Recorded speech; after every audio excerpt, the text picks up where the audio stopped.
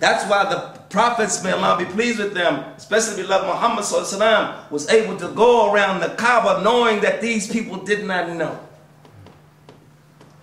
But also knowing that they would know because Allah Almighty had sent him.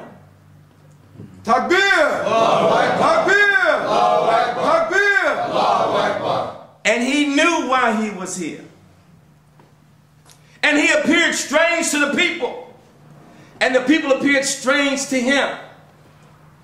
But as they began to engage and interact, Allah Almighty overcame them through him. And they returned through their Lord, to their Lord, by following the guidance that came through the Prophet Muhammad sallallahu alaihi wasallam. And that's how Allah Almighty reacquainted the believers to the Old Testament, the New Testament, and the Quran. Because they had been cut from the umbilical cord of their Lord. The spiritual connection had been severed. And they were only living from material things by their information. And Allah Almighty reconnected them through the seal of prophets. And that's why there's no more prophets to come. We can say, name ourselves anything, but that does not mean the reality of what it is. And so the prophet, peace be upon him, never got hung up on what the people were saying about themselves or who they were. He just did him. Did who Allah Almighty had created him to be. That was his high, that was his joy, and he had paradise in his heart and had power. No, he did not have permission to show that power to an ignorant people. That power was an unfolding power that the people had reached and realized, and he just confirmed what they had already realized.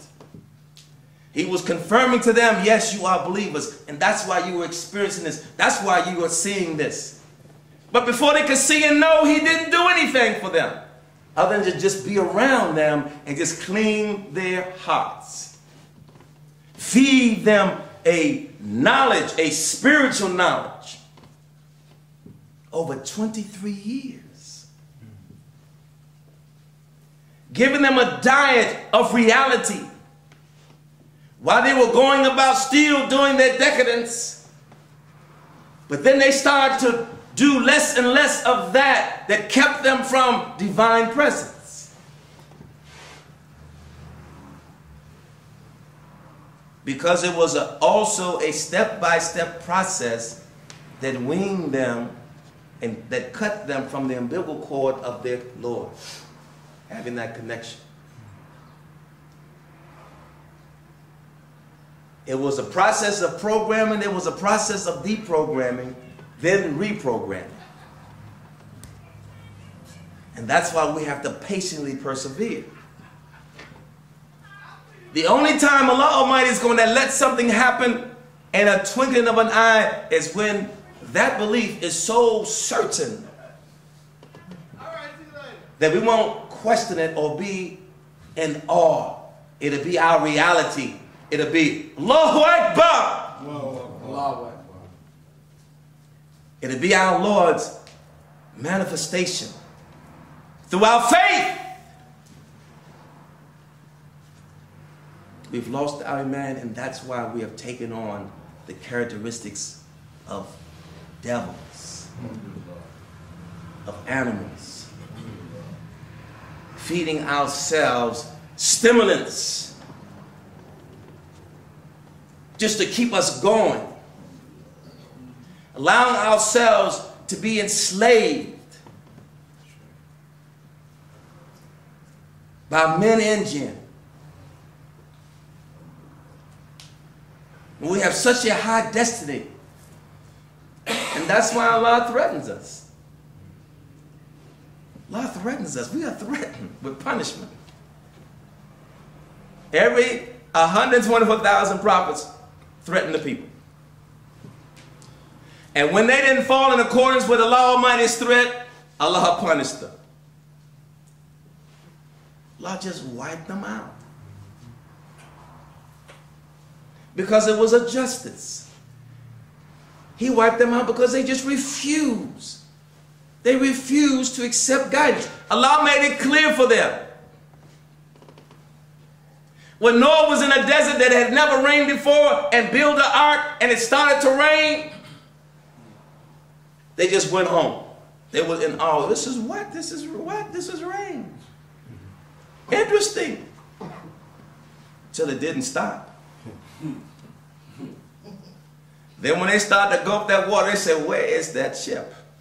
Where is it? But guess what? They couldn't swim. Because they'd never learned how to swim, because they'd never been in any water like that.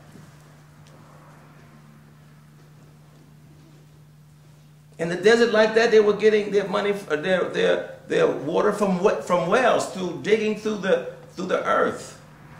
That's how they got that oil. They were looking for water and they found the oil wells. Now that's another problem that started. So Allah is always bringing about an elaborate plan to test those who say, Allah Almighty is my Lord. Always testing. Allah is always sorting. Who is for real, who's not for real? Who's depending on this world and shaitan for their sustenance, as opposed to Allah Almighty, that no sense of the person, none of the senses can see.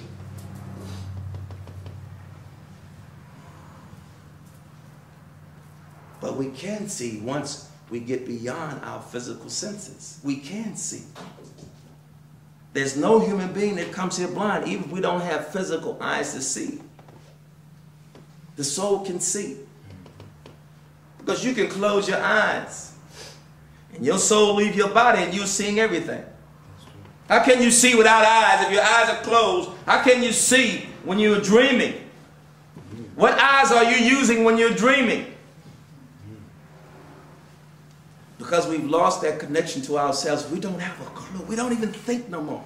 Can you imagine how tragic and how much oppression that is, not to know who we are?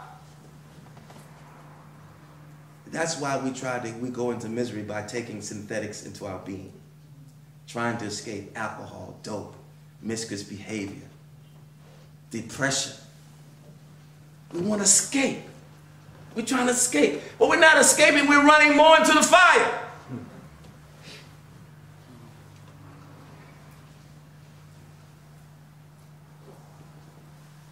And we have attached to that and we accept that. And that's why it's hard to come among us and say, don't do that. Just say no to drugs. Just say no to fornication. What? You crazy? I like that. What are you saying? We're addicted now. That's addiction. You don't get somebody off an addiction by saying, get off the addiction. We have to be taught about that we're addicted to. And step by step, as we begin to internalize the damage in which that addiction is doing to us, we have the power to overcome, because Allah is with all of us. But we don't allow Allah Almighty to overcome within us, because we reject Allah Almighty in ourselves. And so we stay divided and conquered, running into buildings thinking that we're safe because we run into a building. It says synagogue, it says church, it says mosque. We make our prayers, we give some sadaqah or our tithes. And so we're safe. We get on a plane and we go over to Saudi Arabia to the Hajj and come back. I'm a Hajj, I'm a Haji. I'm better than you.